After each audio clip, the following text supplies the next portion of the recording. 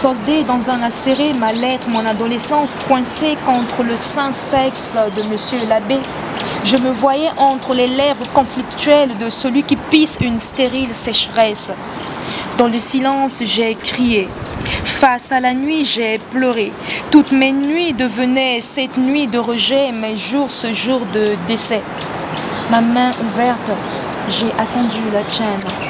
Dans un vide, ivre d'ivresse, je l'ai refermé avec des mots pesants d'épines. Pourquoi? Pourquoi moi?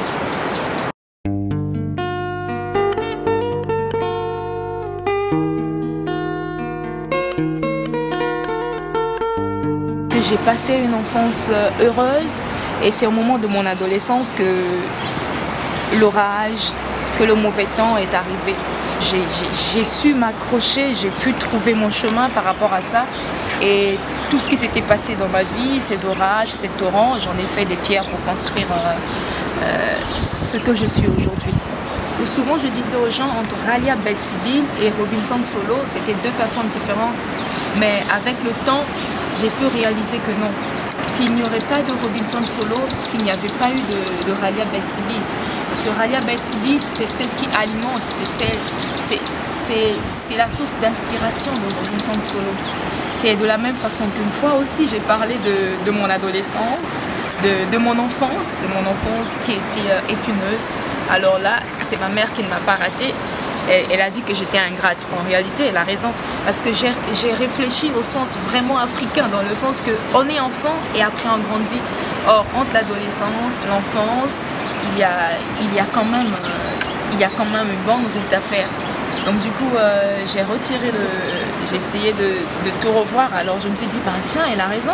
L'enfance, elle était là, elle était tellement bonne, tellement heureuse.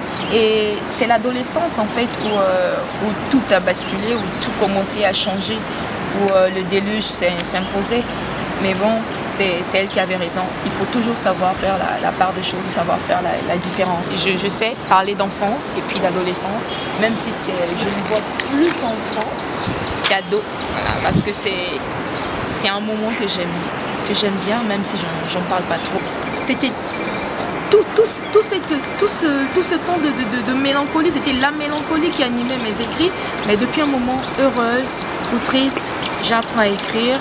Et c'est ce que je fais d'ailleurs, mais j'ai toujours besoin d'un peu de silence pour écrire. Et après je me dis, voilà, je passe des vers au verbe. Parce que là, il sait mon texte, mais demain je vais le partager. Et je vais le déclamer devant les gens. Et je vais le déclamer devant ce public qui m'a accordé cette opportunité, cette occasion d'être une slameuse. Alors là, c'est un texte que je suis en train d'écrire. Et j'essaie de trouver le rythme par rapport à mes barres, à mes flèches, à mes ratures.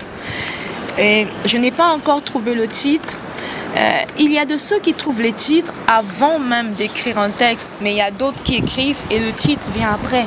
Mais il y a aussi des gens qui écrivent, mais après se disent « bon, il n'y a pas de titre parce que je ne vois pas de titre qu'il faut donner ». Il y a aussi des contraintes où vous pouvez vous retrouver devant une personne qui vous dit voilà le thème et j'aimerais bien que tu écrives par rapport à ça. Mais là alors, là c'est, comme on le dit, certes il faut s'écrire mais déjà c'est sur commande. Tu dois te mettre dans la peau du texte et dans l'esprit, dans cet état-là, donc ça fera cela. Islam. Oui, le slam est une poésie qui se crée dans la rue. C'est une poésie qui tranche avec le style classique de pouvoir créer et construire des poèmes. Mais quel islam? Le slam. L'islam est... Ce sont des mots qui reprennent vie grâce au souffle qui vient des gens qui ont la capacité et le talent de créer et des expressions dans le temps et dans l'espace de la communauté. Poésie urbaine d'abord, parce qu'on dit, mais pour moi, d'un point de vue personnel, pour moi je trouve que l'islam c'est une double vie. Pas une double vie parce que dans l'islam, l'artiste se retrouve. Une poésie, dans c'est le fait que le sentiment de partager ce qu'on a à l'intérieur vis-à-vis des autres. Je me dis que ce mur me représente ma société. Ce mur est à l'image du monde qui est inachevé. Ce mur est à l'image de ces personnes inachevées que nous sommes. Il y a des personnes qui sont brisées, cassées, mais aussi il y a d'autres qui sont inachevées. Et moi, mes vers sont souvent brisés. Et moi-même, je me vois inachevée. Je dis brisée parce que c'est quand même bizarre. Mon adolescence anime plus mes vers que cette enfance que j'ai longtemps courtisée. Hé, toi qui cries, n'oublie pas qu'une main qui s'ouvre peut aussi se refermer. Le slam, le slammer, le public, c'est l'expression du quotidien, la réalité. Dans le slam, il faut être véridique. Et si on veut que quelqu'un nous suive, il faut être véridique. Et moi, je prends mon propre témoignage. C'est en fait ton intimité que tu partages avec le public, c'est-à-dire tes émotions personnelles qu'une fois sur scène, tu révèles au public. Je parle de moi, je m'écris, je parle de mon quotidien. Je me dis, si je ne parle pas de moi, qui parlerait donc de moi?